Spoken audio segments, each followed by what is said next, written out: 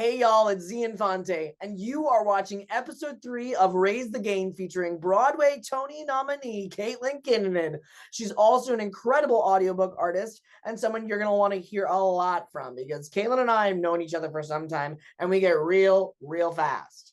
Be sure to like and subscribe to the channel at Raise the Game so you can learn a little bit more about Caitlin, so you can get a little bit more intimate and you can have some more fun. I've done something different with this episode. Be sure to let me know what you think. Atmospheric. Okay. Felt very, we're in the moment. We're here. We're hydrating on La Croix, whatever they say nowadays. Oh, I love the crow.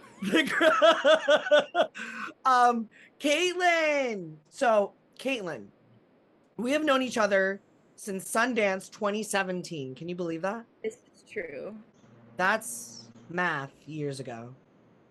That is, I know, right? That is it 7? It's 7 years ago. People are going to be watching this and be like, wow, they are in theater. We can read real good, but we can't do math. Yeah. You know, it's so funny. I also can't read real good. Do you know Catherine Ricafort? No. Catherine's great. She's an engineer. She went to school for engineering and she's been in like 7 Broadway shows. So, I can't slam all theater persons. I can say that we have written a children's book. So that's about the level of reading comprehension I have. I can speak for that. But you are someone who, like, you are a narrator of the most. Like, you have done some Judy Blume. You've done all these YAs. Like, you are like a talker for the readers.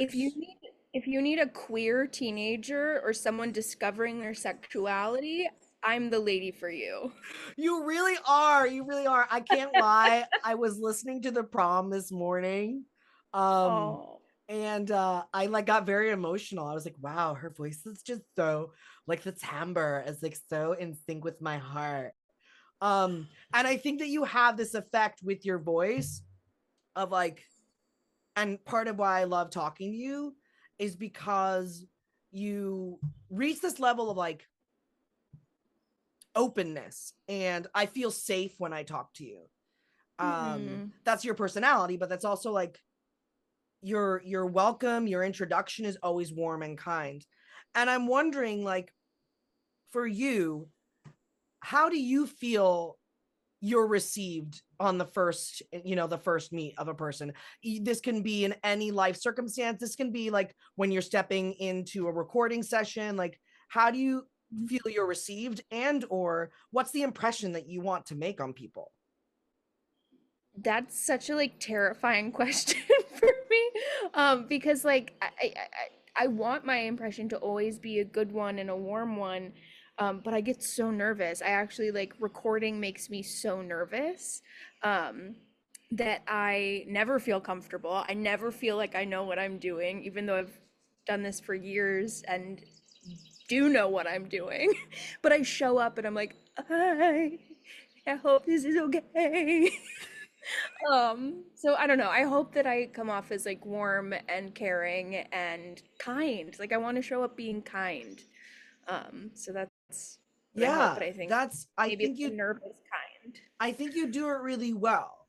And I know from like the young people, the people in general, whether they're on the LGBTQ or that spectrum of people know the prom people know what I'm talking about. You said that in such a like straight way. Like that's how a straight like older man would have said that. LGBTQ. Like, did I get all of them? Oh, okay, we're there. Yes. But I mean, for them in particular, I know that. Well, I can speak for myself, right? When I was that age, I was like, I guess I was different in that I was like pretending to be confident. Do you know what I mean? Like putting on a show. And what I love about your honesty right now is just like, it gives perspective on what's going on in the artist's mind, right? Especially like you do so much stage, you've done TV, like you've done film and voiceover. And I'm so curious about like what's that transition for you, like working in the medium of audiobooks? Like what is that how do you feel like that resonates with you in relationship to the other kinds of performance? I was having this conversation with someone the other day, and like, excuse me, what I really like came to conclusion on is that for me, any medium that I'm performing in, whether it's TV, film, theater, plays, musicals, audiobooks, anything, it's text based. For me, it's all about the language and it's all about what is this character saying. So at the end of the day, not a lot is changing between those mediums because what I'm focusing on is like, what am I saying? What am I meaning? What is this character trying to convey? And so I think that actually really helped in my transition into doing audiobooks because I didn't have to like calculate, okay, well, on TV, I would have done this and this and this. How do I put that into a book where someone is listening to it and not seeing anything? It's like, no, I'm just saying, I'm saying the words and finding what they mean to me. And I think that is, I think that comes across no matter what project is being worked on. Yeah, I agree. I agree because I know for me working in animation, and I did like a audio shorts last summer for Sesame Street because oh, there's Jelly Bean. Okay, I'll keep going. We'll give Jelly Bean a moment. Jelly Bean is Caitlin's dog, just so everyone knows. Um, she's a parent. Who would have thought? Um, all this time. So just like being in animation, having done some audio shorts, I can relate to that sense of language, right? Like, and it's so important. Have you ever read the Four Agreements? No? Okay. So What's that? there's this book called The Four Agreements. It's like based off of Mesoamerican lore about, I hope I'm correct. Please, someone fact check me. About right, I better be right. About ways of being, right? Ways of communicating, ways to perceive, ways to act in the world. And the first agreement is be impeccable with your word, and really, right? Be Mm, impeccable with your word. yeah. And it's so true to the artist. And it's funny, like there's a video of Caitlin and I on the gram where like we're both walking down a path and it's very clear our personalities, right? Because I think of like You could the say that, work, yes. and it's that we were working on Kimberly Akimbo, what is now called Kimberly Akimbo. We aged out. That's just how it goes. It And happens. it was the first time I was told I was too old. I was like, I'm gonna, yeah, but it's okay. I'm playing college now, so I've really aged up. Oh, yeah. Really. So what I'm thinking of is the idea of, the characters that you portray are very honest and close to who you are. I've been having this conversation too. And I'm wondering what elements of yourself, of the people around you, do you bring to each character when you're reading in particular? Because I Yeah. don't know if you're like doing multiple voices to play each character, like are you making alterations, but like what element of yourself do you bring to those characters? I do like hints of voices.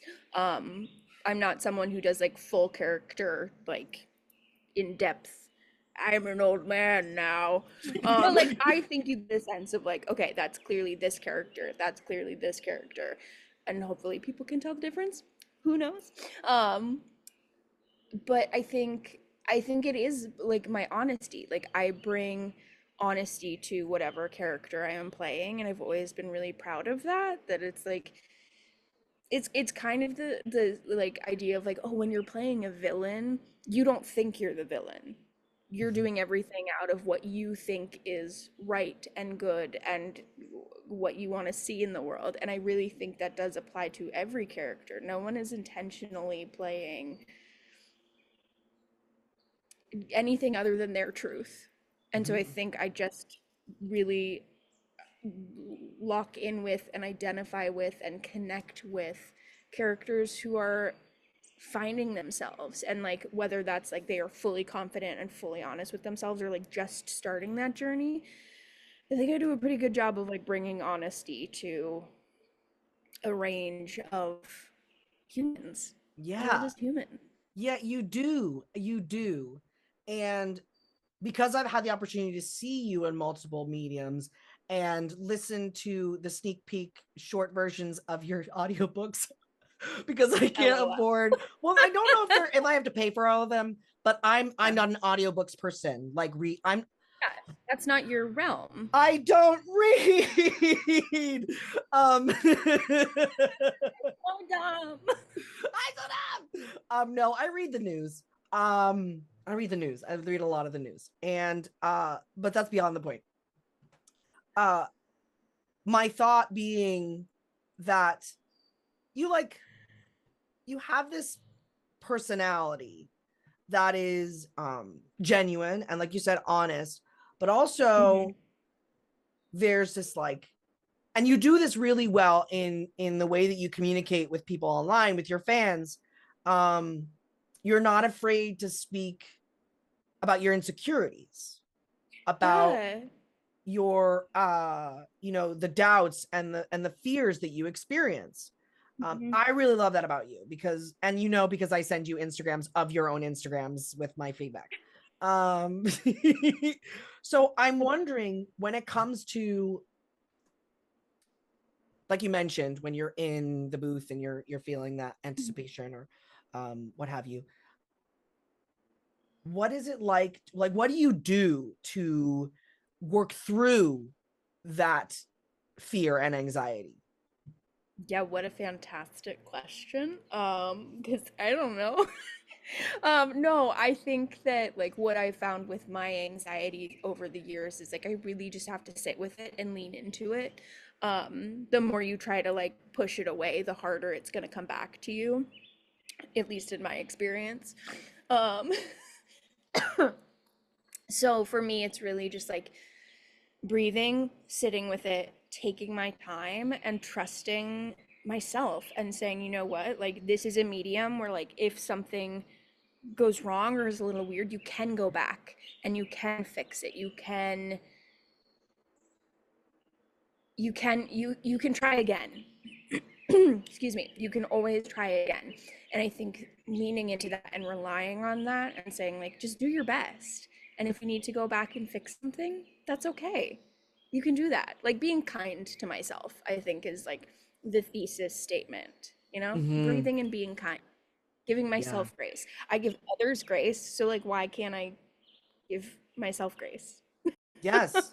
Now I'm going to dig deeper onto that question. Are there things that you do in particular to be kind to yourself? Are you one of those people that, like, after you get out of the booth, you go and like buy a t-shirt? Literally, someone told me to buy a t-shirt once after I had a rough audition. Or do you like to watch a movie, or are there things in particular that you do to take care of yourself? Ooh, I think rest for me is a big one. Like I allow myself time to just like be in my own space and breathe. Excuse me. I'm choking. Get your LaCroix. Get your LaCroix. It's going very well today. Um, but yeah, I give myself space and I give myself time. I think those are my greatest like gifts that I like give myself, that it's like, okay, we had a rough day. We're not gonna like try to show up and be our best selves at like a party tonight. We're gonna go Mhm. home and we're gonna just like chill in our room, have a LaCroix,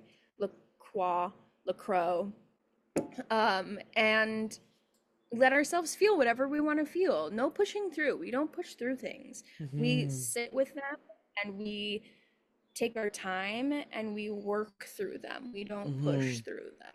Yes, yes. I don't know if any of that makes sense. I can't. You shout it from the rooftops. Shout it from the rooftops. Quote. I haven't seen musicals in a while, so now I'm just quoting them all the time. Um, Wow. but it's so true. It's a really great point to bring up that, like, I talk about this. You're a friend of the Future Perfect Project as well, and I talk about this. They talk about this a lot the Future Perfect Project being a nonprofit organization that brings free arts programming to LGBTQ plus youth.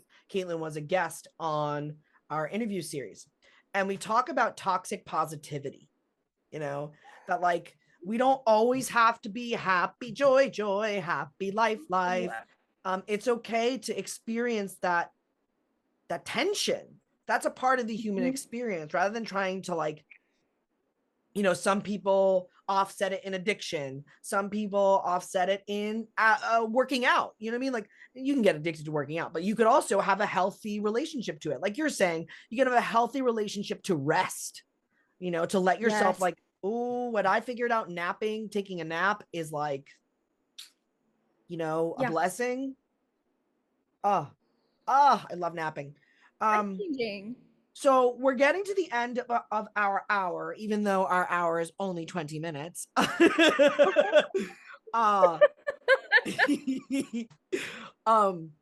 I'm wondering, I've been asking this question in other words to our other guests, and if you could imagine a world or an industry or a profession, the profession of voiceover, being more perfect, being more a healthier space, what do you think is necessary to accomplish that? If you think it needs to happen, or if you feel like, oh, it's perfect, or oh, I feel really good, like it's making progress, that's okay too. No, I think we are going in a direction that I would like us to continue to go into, where like representation matters even in the audiobook world, you know, like if you have queer characters, having queer humans read them is really important. Um, having having people read the work who identify with those characters, who like see themselves in it, and yeah, I think again, just honesty. I want readers to show up honestly themselves in whatever book they are narrating, and I just want more of that. I want more representation in the land of audiobooks. Yes. That, you know what? I love this. I love that this is happening. I love that Raise the Gain is happening, because it's reminding me how important it is to investigate what artists feel and believe and want to see done in the world. Because what is it said? That a well-rounded arts system, someone said at the Tonys this year, is the benchmark of a developed society. Developed society also being antiquated in the sense of colonialism, but wow. Come on, Z. The idea of like a healthy society, right? A healthy society. So I'm so grateful that you took time to speak about your artistry, to speak about your personality, to speak about your experiences, because the more we have these conversations, the more likely you and I are going to set out in the world, or you who is watching and listening are going to sit out in the world and be kind to another person. When you're in that circumstance of your audition or your recording, maybe people out there, we can be a bit more graceful, as Caitlin said. We can give ourselves rest and reprieve. And those are essential parts. We live in a society that is that is dominated by production, by producing, by industrialization. So let us make more of an effort, due to the ambassador of Caitlin Kinnunen, the land of Kinnunen. Let us make more of an effort to bring love and grace into the world. You can follow Caitlin on all the things. I'm going to talk about it in that post video. But this is an incredible conversation. I love you, Caitlin. We'll continue it offline. But for those of you who are watching, make sure you like, subscribe, follow, all those things. I'll repeat this in another video. But I'm having fun with Raise the Gain. Love it.